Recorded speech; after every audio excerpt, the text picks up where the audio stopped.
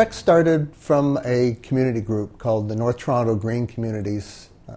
They were interested in how they could get involved in doing renewable power generation.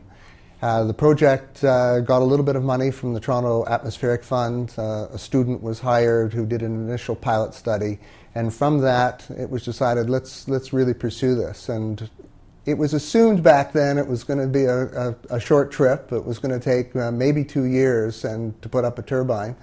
But it turned out to be much harder, largely because of all of the regulations and all the permitting that had to be done.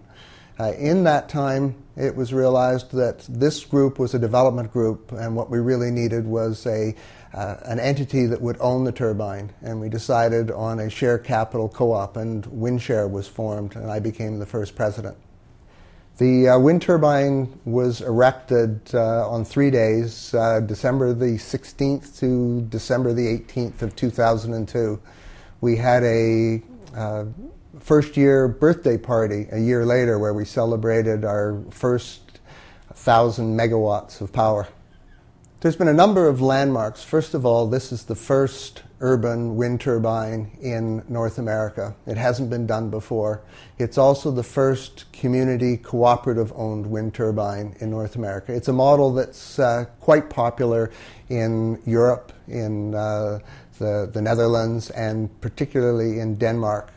The cooperative's wind turbine produces as much power as would in a year as would be used by about 200 to 250 homes in a year. And that power is totally pollution-free. We're catching the wind. That power is generated in a generator at the top, and it's fed right into the Toronto hydro energy grid. I'm proud of this because I think it's important to recognize the need for community involvement in enterprises. I see this as a huge opportunity for community power to be organized as co-ops across Ontario. We have 427 members. 427 people own that turbine. I got a great thrill the day I was down there, and a man came up with his 2 children, and I started talking to them, and they said, we just wanted to come down here, and I just want to show our kids and put our hand on it and say, this is ours.